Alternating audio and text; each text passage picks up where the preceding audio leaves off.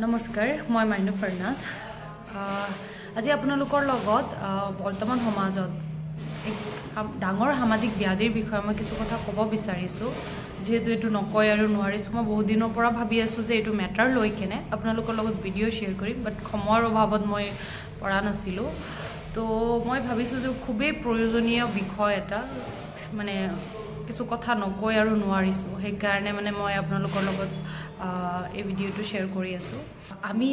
কিহৰ ওপৰত আৰু কাৰ লগত কাম কৰি আছো সেই বিষয়ে কিছু কথা কম আমি আসাম এইডছ কন্ট্ৰোল সোসাইটিৰ আন্ডাৰ টিআই প্ৰজেক্টত এজ এ প্ৰজেক্ট মেনেজাৰ হিচাপে মই এতিয়া বৰ্তমান কাম কৰি আছো নগাঁও ডিস্ট্ৰিক্টত আৰু আপোনাৰ আমি টাৰ্গেটেড ইন্টাৰভেনশনে কিছুমান কমিউনিটিক টাৰ্গেট কৰি কেনে কাম কৰে সেই কমিউনিটি কিটা হৈছে আপোনাৰ আইডিও এফএসডব্লিউ এমএসএম টিজি ট্ৰাকৰ মাইগ্ৰেন্ট ধৰক হাই ৰিস্ক বিহেভিয়াৰ থকা কিছুমান গ্ৰুপ লৈ কেনে আমি কাম কৰি আছো তো আপোনাৰ আমি বিশেষকৈ কাম কৰি আছো আইডিওৰ লগত আইডিও হৈছে আপোনাৰ ইনজেক্টিং ড্ৰাগ ইউজাৰ হৈছে আপোনাৰ যোনবিলাক নিশা আসক্ত ব্যক্তি আছে তেওঁলোকে আপোনাৰ বেজিৰ সহায়েৰে নিশা সেৱন কৰে মানে বেজি লৈ কেনে নিশা সেৱন কৰে তেওঁলোকে ইনজেক্টিং ড্ৰাগ ইউজাৰ তো সেই ইনজেক্টিং ড্ৰাগ ইউজাৰৰ পৰাই বৰ্তমান সমাজত যোনটো আপোনাৰ সমস্যাৰ সৃষ্টি হৈছে তেওঁলোকৰ পৰাই মেইনলি আমি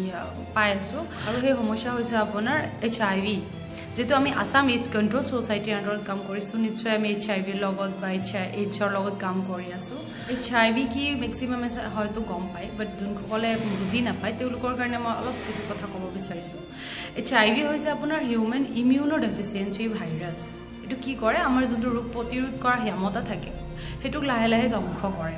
আৰু ধ্বংস কৰি এনেকুৱা এটা পৰ্যায়ত যায় তেতিয়া আমাক কি কৰে বিভিন্ন ৰোগে আক্ৰমণ কৰে মানে এনেকুৱা এটা মানে পৰ্যায় যায় লাহে লাহে কি এইচ সৃষ্টি কৰে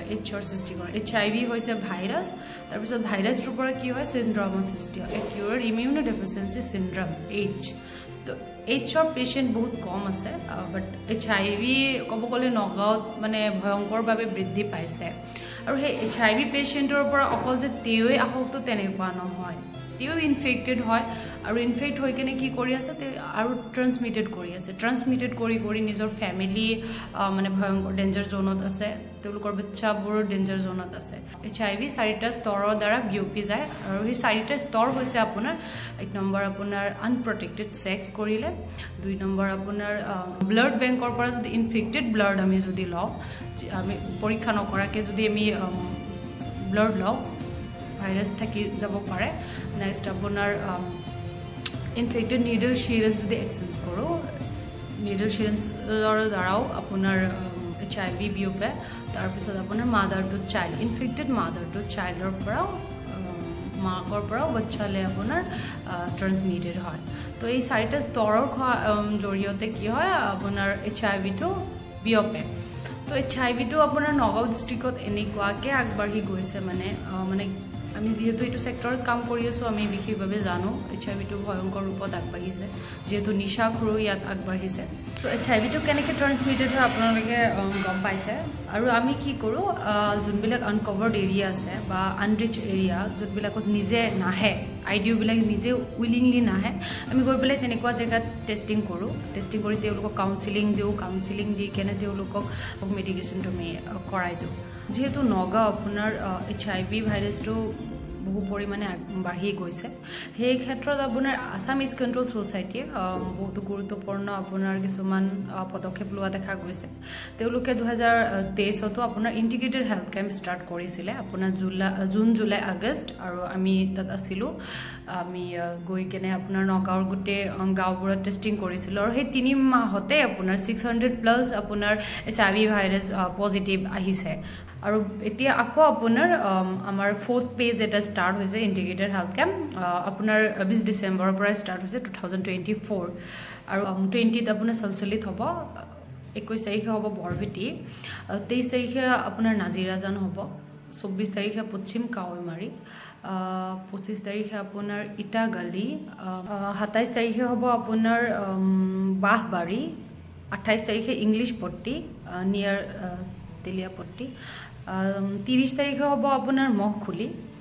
2 তাৰিখে হ'ব ইটাপাৰা 3 তাৰিখে কাটিমাৰী গ্ৰান্ট 4 তাৰিখে ফাঁসি ৰোড আৰু 7 তাৰিখে হ'ব ডিংগেট ব্ৰিজৰ তলত তো আমি সেইদিনা গৈ পেলাই একেদিনা গৈ পেলাই টেষ্টিঙৰ পৰা ষ্টাৰ্ট কৰি আপোনাৰ মেডিচিনৰ গোটেই সুবিধাবিলাক একেদিনা পাই যাব তো আশা কৰোঁ মোৰ এই মেছেজটো আপোনালোকে শ্বেয়াৰ কৰিব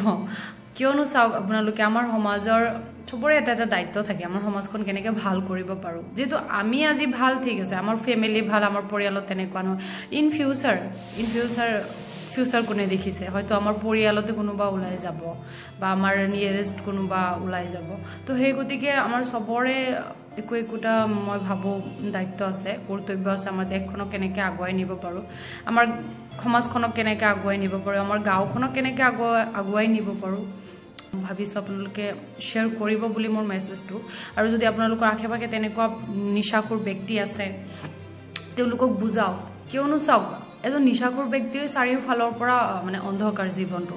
তেওঁলোক এনেকুৱাকৈ অকলে থাকে তেওঁলোকৰ না ফেমিলিৰ প্ৰয়োজন হয় না তেওঁলোকৰ সমাজৰ প্ৰয়োজন হয় আৰু যদি সেই ক্ষেত্ৰত আমি গৈ পেলাই তেওঁলোকক আৰু আমি যদি লেলে চেচে কৰোঁ তেওঁলোক আৰু হেৰি হ'ব কেতিয়াও ভাল নহয় বাট নিজেতো ভাল নহয় কিন্তু তেওঁলোকে আৰু ট্ৰান্সমিটেড কৰি আছে তেওঁলোকৰ ঘৈণীয়েকৰো মানে হেৰি থাকে আৰু আপোনাৰ বাচ্চাবিলাকৰো আপোনাৰ মানে ডেঞ্জাৰ জোনত থাকে কিয়নো চাওক আমি সৰু বাচ্চাৰ গাতো 6 বছৰীয়া বাচ্চাৰ গাতো HIV পজিটিভ পাইছোঁ 10 ইয়াৰ্ছ বাচ্চাৰ গাতো HIV পজিটিভ পাইছোঁ তো তেওঁলোকৰ গাতো একো দুখ নাই তেওঁলোকৰ ঘৈণীয়েকৰ গাতো একো দুখ নাই তেওঁলোকে নিচা কৰি কেনে পজিটিভ হৈছে বাট তেওঁলোকে নাজানি কেনে তেওঁলোকৰ ঘৰৰ ফেমিলিবিলাকো পজিটিভ হৈ আছে তো এনেকৈ যদি গৈয়ে থাকে আমাৰ ক'ব গ'লে এটা পিঢ়ি শেষ হৈ যাব হয়নে নহয় আমাৰ সকলোৰে একোটা দায়িত্ব আছে কৰ্তব্য আছে ভাবোঁ বুলি মই ভাবোঁ তো আপোনালোকে যিমান পাৰে মেছেজ শ্বেয়াৰ কৰিব এজন সচেতন ব্যক্তি হিচাপে আৰু আপোনাৰ আশে পাশে যদি তেনেকুৱা ব্যক্তি আছে বুজাব তেওঁলোকক ধমকি দি পেলাই আপুনি মাৰপিট কৰি পেলাই কেতিয়াও ভাল কৰিব নোৱাৰে তেওঁলোক মৰমেৰে আৰু সহায়েৰে কেনেকৈ তেওঁলোক সহায় কৰিব পাৰি যদি অলপ হ'লেও কিন্তু 100% কেতিয়াও ছাকচেছ হ'ব নোৱাৰোঁ এইটো ক্ষেত্ৰত বাট যিমান পাৰোঁ চেষ্টা কৰি যাওঁ আৰু কেনেকৈ তেওঁলোকক আমি ভাল কৰিব পাৰিম বুজাব পাৰিম তেওঁলোকক মেডিচিনত আনিব পাৰিম কিয়নো যেতিয়া আপোনাৰ মেডিচিনটো ষ্টাৰ্ট কৰিব তেওঁলোকৰ ভাইৰেল লোডটো এনেও ছাপ্ৰেছ হৈ যাব আৰু সেই আপোনাৰ মেডিচিন ষ্টাৰ্ট কৰাৰ লগে লগে আৰু বেলেগ হেৰি নহ'ব তো কিছু কথা মই আপোনাৰ নিচাখোৰ ব্যক্তিৰ কথা ক'লোঁ HIVৰ বিষয়ে ক'লোঁ তো আমি কেনেকৈ ভাল কৰোঁ আৰু মেডিচিনটো কি হয় সেইটো বিষয়ে মই কওঁ আপোনাৰ HIVৰ কাৰণে এটাই মেডিচিন ফ্ৰী অফ কষ্টত দিয়ে গভৰ্ণমেণ্টে দিয়ে সেইটো হৈছে ART এণ্টি ৰেট্ৰভাইৰেল থেৰাপি তো সেই মেডিচিনটো আপোনালোকৰ কাৰোবাৰ যদি HIV পজিটিভ হৈছে তেওঁলোকে সেই ART মেডিচিন ল'ব পাৰিব আৰু সেই মেডিচিন লোৱাৰ কাৰণে চৰকাৰে অহা যোৱাৰ বাবদ আপোনাৰ পইচাও দিয়ে তো খৰচাও দিয়ে আৰু আপোনাৰ কোনোবা যদি নিচাখোৰ ব্যক্তি আছে তেওঁলোক নিচা এৰিব পৰা নাই ৰিহাবতো দি আছে নিচা এৰা নাই তেওঁলোকে OST মেডিচিনটো ল'ব পাৰিব OST হৈছে অপিউড ছাবষ্টিটিউশ্যন থেৰাপি যোনবিলাকে নিচা আসক্ত হয় মানে ফ্ৰী অফ কষ্টত আপোনাৰ মেডিচিন হিচাপে OST দিয়া হয় তেওঁলোকৰ যোনটো টাৰ্কি লাগে বুলি কয় তেওঁলোকৰ ভাষাত টাৰ্কি লগা বুলি কয় সেই টাৰ্কিটো OSTৰ সহায়েৰে ছেভ কৰিব পাৰি আৰু সেই OSTটো আপোনাৰ 3টা জেগাত মানে ফ্ৰী অফ কষ্টত দি আছে আপোনাৰ ঢিংগেটত দি আছে ঢিংগেটত কলংবেলি স্কুল হয় বাট আৰবান হেল্থ চেণ্টাৰত দি আছে তাতে আছে 2 নম্বৰ আপোনাৰ BP চিভিলত দি আছে ভোগেশ্বৰী ফুকননি চিভিল হস্পিটেলত দি আছে 3 নম্বৰ আকিনচন বুলি এটা আপোনাৰ TI NGO আছে আমাৰ নিচিনা আমি যেনেকৈ নবোদয় কাম কৰি আছোঁ তেনেকৈ আকিনচনো আপোনাৰ কাম কৰি আছে তেওঁলোকৰ তাত OST চেণ্টাৰটো আছে তেওঁলোকে OST প্ৰভাইড কৰে তাৰপিছত OSTটো যদি তেনেকুৱা কোনোবা নিচাখোৰ আপোনালোকে জানা পৰিচিত আছে আপোনাৰ OSTটো দি কেনে তেওঁলোকৰ নিচাসক্ত আপোনালোক দূৰ কৰিব পাৰিব তো মোৰ এইখিনিয়ে থাকিল আশা কৰোঁ আপোনালোকে আৰু চাব মই আগলৈ ভিডিঅ' দি যাম